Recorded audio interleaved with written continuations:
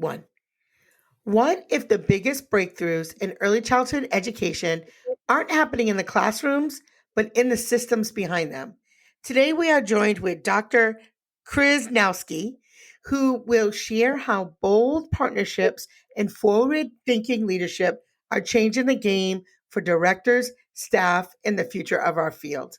Today's powerful episode of the Child Care Directors Chair, we're going to talk with this visionary leader behind the Early Childhood Innovation Center and explore how real change is happening in early childhood education, one strategic move at a time. She's going to share her journey from center director to workforce advocate and how her work in Delaware State University is helping solve real challenges that we're all facing as directors and educators today. So, help me welcome her to the show as we learn a little bit more about building career pathways to addressing awesome staffing solutions instead of these persistent problems that we're dealing with. And she will offer insight that every director needs to hear because, especially on a Monday, right? It's not Monday today, but those Mondays, those call outs, and what are we going to do? All those things. So, welcome to the show. Thank you. I'm so excited to be here, Erica. Big fan of the show, big fan of the people who listen to the show, and excited to get into our story. So, why don't you tell folks a little bit a background about yourself before we dig into all the work that you're doing? Tell folks a little bit about yourself. Absolutely. So I say that I fell into early childhood in the most unique and wonderful way. So when it was time for me to decide to pick a career, I went to a local university here in Delaware. I wanted to be a teacher, so I thought. And at that time, a teacher meant working in the K-12 system. I had no idea about the early childhood work field, workforce, anything. And as I'll say luck would have it, it didn't feel like that at the time, but as luck would have it, my advisor said, you don't have the grades to get into the teacher preparation program. And I thought, what do you mean I don't have the grades? And she said, you have to have a certain GPA to get into student teaching. And it crushed my world. And I thought to myself, well, what am I going to do? And she said, well, we have another option. You can still work with children. You could work in a nonprofit. You can go into administration. And there's this whole field of early childhood that you might want to explore. So flash forward, I graduated with a bachelor's degree in education, public policy, and I started my journey in early childhood as a teacher, infant toddler teacher, a preschool teacher, and then I wanted to cut my teeth on the most important and hardest job out there as a director. People have this aspiration of being directors, and they should, but they need to know it is the hardest job in the world because at times it's thankless. And you are balancing and juggling all of these things. But I did it and I loved it and it taught me a lot. I'm sure we'll get into that later. And then after spending time in the classroom and as an administrator, my true calling was to work in higher education and working with people who wanted to be teachers and who wanted to be directors. And that trajectory has taken me from the classroom to higher ed to state government. And now I'm back in higher ed, running in a phenomenal program around scholarships to help our workforce obtain CDAs, associates, and bachelor's degrees. So a complete full circle moment, but I never forget my days in the classroom or being a director. I talk to many directors every day, and I understand the shoes that they are walking in, and they are heavy. And it's truly a calling if you are a director. It's an amazing opportunity, but very, very hard. Yeah, and you say full circle, and it's funny because a lot of my colleagues in the field, I'm a little on the older side. A lot of us do talk about hey, what are we going to do next? And a lot of us do talk about either going into higher ed, working out of college, or coaching, or helping the next generation of teachers, sharing what we know and our experiences. So I think that it is just natural for teachers to evolve in that way. So I think a lot of the folks that are listening can resonate with your path. So tell us a little Mhm. bit about this amazing program that you are running with Delaware State University. Great. Yes. So, again, I've been in the field for my entire professional life and almost didn't go into this field, as I shared before. But as fate would have it, you always find yourself in the right place at the right time. So, working as a teacher myself, working in a program, administering a program, trying to find qualified staff. I know this is a national issue, recruiting and retaining the workforce. And I always thought that if there was a system in place that would not only allow or support people getting credentials and degrees, but would remove all the other barriers that are in the way, transportation, technology, finding childcare that would allow you to go to classes at night, and then rewarding you and recognizing you for your work when it comes to financial incentives. I've always had this dream of building this program. And again, as luck would have it, I was working at in the state government, and our governor, our former administration, had a goal of making a lot of really strong investments in early childhood. And during COVID, when everyone was running around trying to figure out what to do, our state ended up with a surplus of funding that they wanted to use for early childhood. Now, we could have done anything. We could have put it in salary supplements. We could have put it into other programs, but our administration at the time said, "What's a bold idea?" And I said, "I've got a bold, innovative idea around a workforce center that is centered around supporting the early childhood workforce in ways that Delaware had never been able to do before." So flash forward a few years in the making, and we have the Early Childhood Innovation Center, which is housed at Delaware State University, which is important because being Delaware's only HBCU, it was a perfect fit for a lot of different reasons. The leadership of Delaware State University, and the population of providers that we were serving, 98% women and over 80% women of color. So being attached to an HBCU was a really essential part of building this program.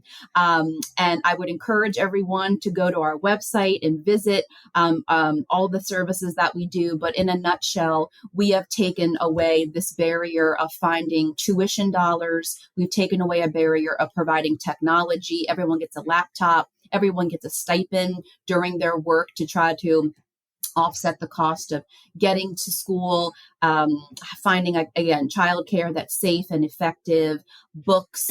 We take care of all of that. And then at the end, once you've obtained your CDA, associate's, or bachelor's degree, there's financial incentives in place to keep you going. So that was important for us to recognize the hard work that people were doing in obtaining these credentials and degrees. We also, offer a robust career advisement program that really gets you on the right trajectory on where you want to go. And most of our programs provide you with a one-on-one coach. And this is someone that's going to work with you, whether you're working on your CDA, your associate's, or your bachelor's degree.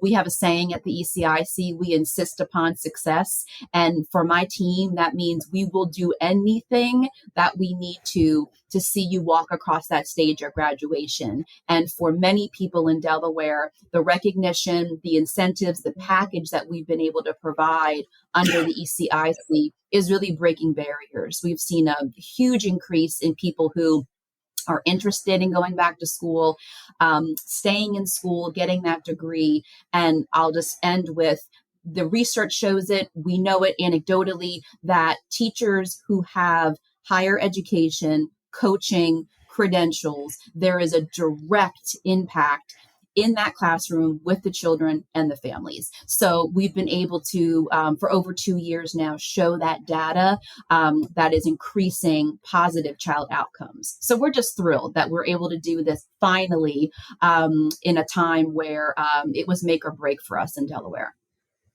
Yeah, it that definitely sounds like a quite an extraordinary and robust program.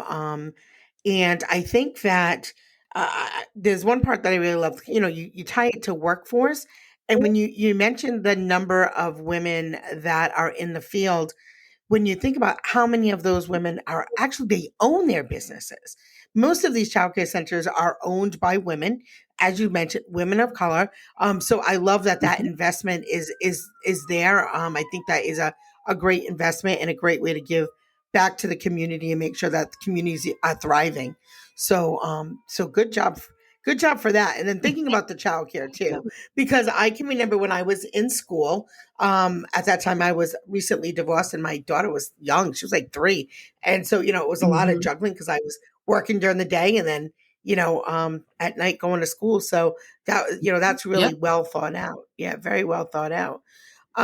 So what would you say really inspired you to create this program? Like, what was the thing that you're like? Because you're like, I have the big idea. What inspired you to put that big idea like together? Like, because you were ready to go. Just I was ready to go. I've been thinking about this. Again, you don't, you can't work within this field and not hear and live the experiences of the people going through it. So, being a director, hearing, I had many staff that wanted to go get their degree, but didn't have the means to do it, or they weren't set up in their own lives, the support wise, to be able to do it. They were single moms, or if they had a partner, they weren't really supportive of them going back to school. How would they pay for it? They would need technology. So just years and years of just hearing stories of, I want to do this. I want to advance myself. I remember being a director and having a really high flyer in my program, and she could do this job that I was doing. And she said, I want to be a director one day. And I said, well, we're going to help you do that. And the first thing you need to do is you need to get your degree. Let's start off with the CDA.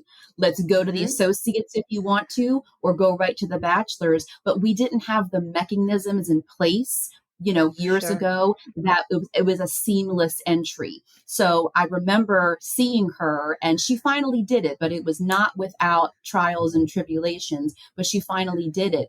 But when the opportunity came, and when you're faced with this great potential project, you got to be ready. I tell people, you got to be ready for the jump, right? And what I mean is, you got to be ready to go from teacher to administrator. You got to be ready Yeah. to go from administrator to professor. You got to be ready to go from here to there. So when presented with funding to do this, I said, this is it. We're going to break down the barriers. We're going to create a system that's aligned. We're going to recruit and retain people into this program, because at the end of the day, it's about the children. And if the children of Delaware have highly supported educators, compensated educators, and recognized educators, we all win. So the inspiration was there. It's been built over the years, but I was really committed, and my team is committed to making sure, if you want to get a CDA, associates, or bachelor's, we are there. Ride or die. We are there for you to make sure you do this. And when you fall off a little bit, when life gets life in, right, and you fall off track, we are there to help you. Maybe you need to take a break, but we're calling you every 3 months and we're saying, are you ready for the next semester? What do you need? So it was the inspiration of the real life experience, and then finding a team of people who are former directors, educators, Mm, coaches, right? This is also a great workforce effort too, that, yeah. you can be a director for 10 or 15 or 20 years. And then we don't want to lose that information and that experience. We want you to share it with us. So the ECIC has also created all of these different types of roles and jobs within the field, which is very exciting for us here in Delaware too.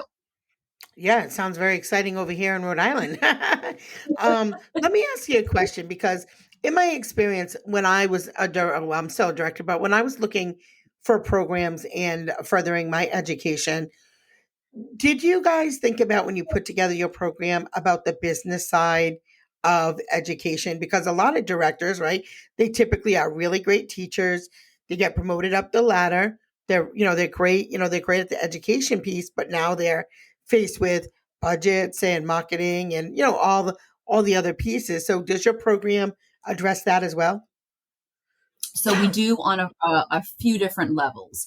Ultimately, we would love to build a leadership development program that infuses the business aspect to the leadership. And I always say that, early childhood leadership is different than K-12, different than other Hmm. industries, for a lot of different reasons. So there's the leadership component, which is, how do you coach people? How do you hold them accountable? How do you motivate them? And then there's this business aspect that not Hmm. everyone understands. So meshing those together is important. We offer professional development around this area. We do a lot with financial literacy, believe it or not. We have I believe it. owners, people who aspire to be owners, and we have a wonderful financial literacy professional development series that talks about if your goal is to own and operate your own program, these are the things that you need to have in place financially to be able to do that. So, yes, we infuse it. And then we're lucky because some of our partners, specifically Delaware State University, just started an associate's degree program that is entrepreneurial inspired. So, at the end of that program, the goal is for you to have a business plan in early childhood, either as a family child care provider or a center based owner, to open up your own program. And that was very important for us. And when we're advising students, we say, if this is your ultimate goal, this is the program and we can support you going there. So, yes, I would say though that there is so much opportunity in this area for everyone in early childhood to have a piece of the pie, because that's truly what's missing. If you are a great teacher, people assume you're going to be a great administrator, Hmm. and that does not always happen. So leadership coaching, I think, is important. I do think we can take that from K-12. They have done that pretty well, I think, in Hmm. growing their principals and superintendents. We Hmm. can take elements from that and make it our own. But I do think that leadership coaching is essential for our workforce, and it doesn't exist. So that's an area that we are exploring, and we are hoping to, really think through what the future could be. Yeah, and you guys are doing a great job. And and the reason I ask these questions is really because that's just has been my experience. So here in Rhode Island, we have great programs, but as an owner, I enrolled in some of the programs, and they were paid through Teach, and I was like, gosh, this isn't really Mhm. what I need as a childcare owner for the business side. So I Yep. ended up going over to Charter Oak, who was very smart and put together a early childhood leadership and administrative course, and it touched on management, it touched on financials, it touched on leadership, it touched on a lot of those things. And I guess I think it's so important because had I not done that and not gone through like the 10,000 small business program, when COVID happened, I'm not sure that my business would have survived if I had not had that training experience and expertise. In our state, I was like one of the first childcare programs to get PPP money, Hmm. almost immediately. But because I had all my paperwork together, all my stuff was together, it wasn't luck, and I had just graduated out of that program. So that's why I bring it up, because I want the folks that are listening to understand that yes, you can do all the educational pieces, and become a really Hmm. excellent educator. But there is two sides to this coin, and I want you to be successful, and that's why I bring it up. And so programs like this that are really, being innovative and saying like, what can we take? What's the best practices from all of these different educational bodies, and how do we make it so that it works for ECE specifically? Yeah. So thank you Yes. so much for all your hard work around that. Oh, Um, well, and talk to me. my Yeah, pleasure. yeah, yeah. No, I really do appreciate when states, take these initiatives. I really do. Mhm. And I think that's one of the things I just enjoy about this podcast is getting to talk to educators and folks throughout the country, because wow, the things that we can really learn from each other. I sit on a lot of boards and I can say, hey, this is what they're doing in Delaware. This is what they're Right. doing in Florida. And so the more that we all collaborate and talk and have these conversations, the stronger we're going to be as a field. So, Yeah, so thank you totally. for, taking the charge here. But as you talk to directors, What are the things that you're hearing on the ground are their biggest challenges? Staffing. And I say that because we can't seem to escape it, right? There are times in this industry where staffing, it's ebbs and it flows. And it seems like we've been ebbing a lot, right? Like finding people is hard. When you do find them, do they stay? And I always say to directors, tell me about your program. Why are you having retention issues or recruitment issues, right? What are you offering? And first always people want to go to salary, right? I'm offering this, amount of dollar per hour. And that's important, but a compensation package is a package. So are there other things that you're offering? We have programs Hmm. that offer benefits, some don't. We have some that are getting state funds to do pre-K, some that aren't. We have some programs that are participating in other grants the state has, others aren't, and it gives them more or less flexibility. But I think what I'm hearing the most, not think, what I know I'm hearing the most is staffing. However, directors are saying that the pool of people now is different because of this program. We basically have removed any sort of barrier in place to get your CDA, your associates or bachelors. So we are infusing the pool of applicants with higher qualified people. So they're starting to see that, and we've been in business now. We've been in in this thing now for almost 3 years. So people are finally starting to see the benefit. We Yeah. just graduated over 200 CDAs last year. We're going to do the same thing this year in June. That's 400 people with a CDA that Delaware did not have 2 years ago, right? I So love that. they're seeing that there is an influx in people, but the workforce is savvy and they are looking around and they're saying, I can go here and work at Chick-fil-A and make $15 an hour, probably close to 20 now, or I can Hmm. do this and make less. So I think directors continuously have a hard job in trying to explain the benefits package, right? You work at Yeah. Chick-fil-A, you're working nights and weekends, right?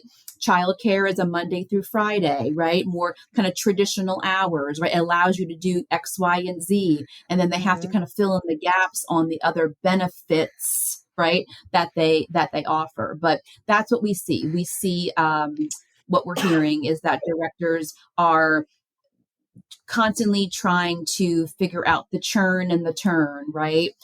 They're also seeing an influx in people retiring or getting out of the field because they've been in it for so long. Hmm. So now we have to think about how do we keep that wave of people coming in? Where is the pipeline? We do a lot of work with high schools, which Hmm. is challenging because when you're going to high school, maybe you're working part-time, then you graduate, then you got to get focused on your career, and some people will continue to work in the field, others won't, but we have to think about a pipeline of people, so we can kind of decrease that turn and churn. But it's staffing, and I'm sure it's no shock to you. It's staffing and Yeah. it's recruiting people. That's getting a little bit better, but it's retaining them with all of the various challenges that comes in working in Yeah. this field, right? It's not easy, um, Yeah. and it should be rewarded, compensation benefits, like our peers in K-12.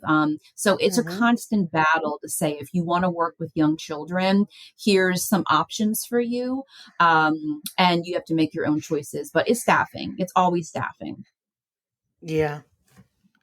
What gives you hope about the future of early childhood education?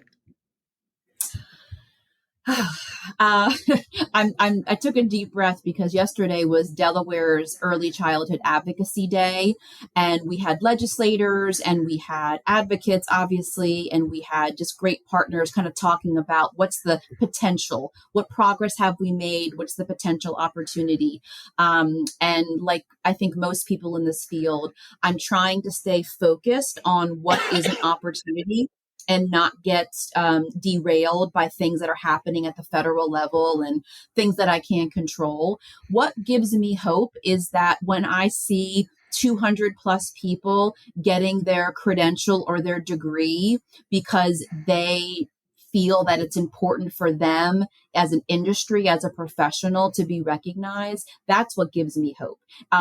It gives me hope to see, we have a scholar who was in her 70s and never thought she was going to get a college degree. And she finally finished last year and she's still working in a I love program. that. And now I she love feels that. like she's been reinvigorated because now she has this Mm. degree. That's what keeps me alive, in the hope that through programs like mine and others, we can continue to uplift this field and give them a voice, and show to the rest of the world how important and essential this work is. And I have to go on the positive, right? I have to think about, this is what keeps keeps people going, is this acknowledgement and this completion of something that they maybe thought they couldn't do. Yeah, I love that story about the older woman because that's me. I'm that older woman. I'm like, I think I always say it doesn't matter when you bloom. You bloom when you bloom. What do you think some of the biggest misconceptions um, that people think about workforce development for early childhood education?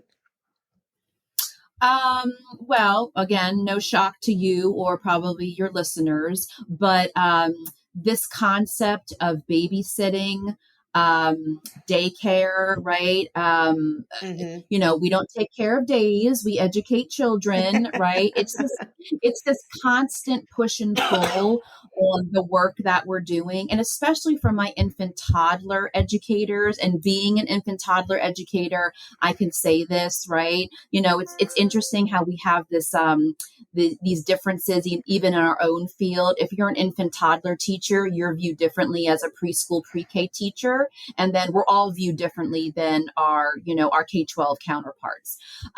So I think it's this constant reminder of the work that we're doing in birth to five and how important that the research and the brain development is, um, uh, and the effects it has, on children as they go into kindergarten, as they enter elementary, and all the way to high school graduation and college graduation.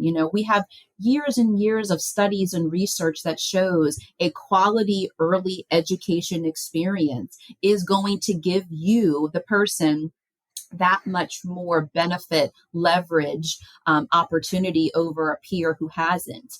If we could just get people to fund that, that would be, that's always our biggest challenge. But, I think people understand it more now. And especially when it falls into their own personal lap, right? When you've got people who are making decisions who can't find childcare, let alone quality childcare, but they call and someone Hmm. says, "We have a 3-year waiting list. Oh, you have an infant? Good Hmm. luck. Like, we don't have any openings."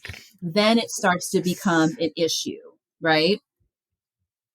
That has to Yeah, hit them kind of, personally. And yeah, then people start advocating for it. So I yeah. think we continuously have to fight this misconception that we're not educated, we're not valued, we're not performing an educational service to children. It's a constant issue. Teachers are not teachers in kind of the public's view. So it's the work of you and me and other people in this field to keep elevating and saying this work is equally as important, if not more important, than what's happening in the K-12 sector. Yeah. And I love that the conversations are happening now. And they've been Hmm. happening, honestly, since the pandemic, when, the folks who went to work were the early childhood educators, and Right. a lot of schools, Yes, were distance learning, but the rest of us we were there that's and, right. the world kind of was like, we can't do it In without the you. We're trenches. like, That's we right. In know. the trenches per usual, right? Exactly. Yeah. Yes. So as we start to wrap it up, what is there maybe a couple strategies if somebody isn't lucky enough to live in your state and have a program like this? What are some strategies that maybe directors could use, or resources they could find or something to help them keep hope and keep pushing along? Yes. If you're not lucky enough to live in Delaware, you could move. We're always looking to add to our population. Small state, small but mighty. Um, I think directors need to know what exists in their state. And I am shocked to find that many directors, even in Delaware, we've been doing this for almost 3 years, and there isn't a meeting or a gathering or a Zoom where I find myself explaining to people about this program like we just opened yesterday. So I think that we have a sort of a giant footprint out there, but there are still programs that don't know that we offer tuition, technology, coaching, stipends. So I think directors in their state, they have to know what the state offers. Do they have an early learning office? Is it part of their Department of Ed? They have to know where things kind of fall. And believe me, that's a challenge in itself to know what program is here and there. Once they know that and they know the resources, then it's up to them to think about how they can get their staff involved, right? Is there info sessions? Are there brochures? Can the program send you things? We offer on-site career advisement. Our career advisement team, they hit the pavement and they are going to places during nap time, during lunchtime, on weekends, at night. We meet people where they are, right? If you need us to come at 7 o'clock, we're going to be there. So finding out what programs are available, and then advocating for different things. So one of our big projects we had to do was to get all of our higher ed institutions to agree to articulate the CDA for 12 college credits. This had been 10 plus years in the works. That's a whole other podcast. But we finally did it. So now if you have a CDA, you can go to our community college, you can go to any of our state colleges, anything in Delaware, and you'll get 12 program credits. You are one semester in to your associates or bachelor's. We did that because we heard from the field that that was going to be a way to open up this door. So I think directors need to be aware of what other states are doing. They need to be able to ask their state, how could we do this? We need to do this. And then they also have to be, we all have to be loud and proud about asking where funding is going, how decisions are made about funding, and what are some advocacy efforts that your state can participate in so that you could bring a program like this or the beginning of a program like this to your state. I just think it's about education and being knowledgeable about what exists. Because again, I am shocked to hear people that live in this state and they're like, what? What is this? What are you doing? All of my staff could go. Yes, all of your staff are eligible. So it's just knowing, and things are changing quickly. So having a contact and making sure they can connect, I think, is the number one piece of advice I would give. Yeah, that's great advice. I'll piggyback on that. If you're in a state and the particular thing you need doesn't exist, maybe you make it. Maybe you make it happen, right? Or you find out who can make it happen, and you get a Yes. group of you together, and you say, "We have this idea, just like you did. We have this idea. Let's work it out. How can we help? How can we promote it? And let's find the funding, whatever." But you have to take initiative. You Yeah, do. you have And to. if I could just Yeah, add, I thought about yeah. this. So when I was working in higher ed, we had a local Head Start program approach us and they said, we have 20 people who need to get a degree to meet federal requirements. And I said, Mhm. great. And they said, but the problem is they don't have transportation. They can't get to the university. They're working all day. And I said, okay, let's be solutions oriented here, right? Why do they have to come to us? We will go to them.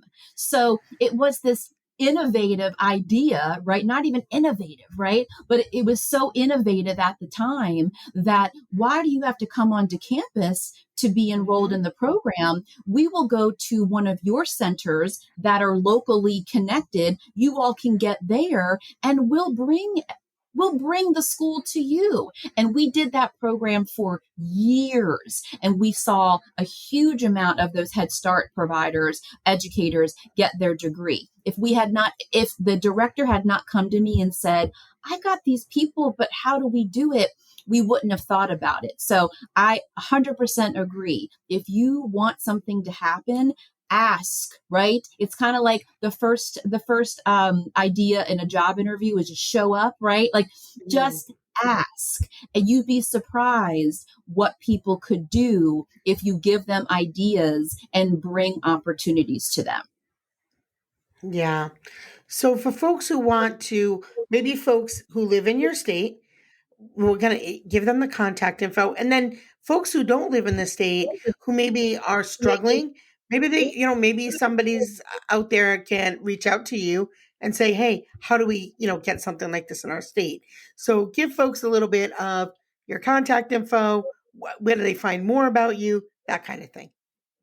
Absolutely. I am always willing to talk to any of my kin, as I say. Anyone who's doing this work, has done this work, wants to do this work.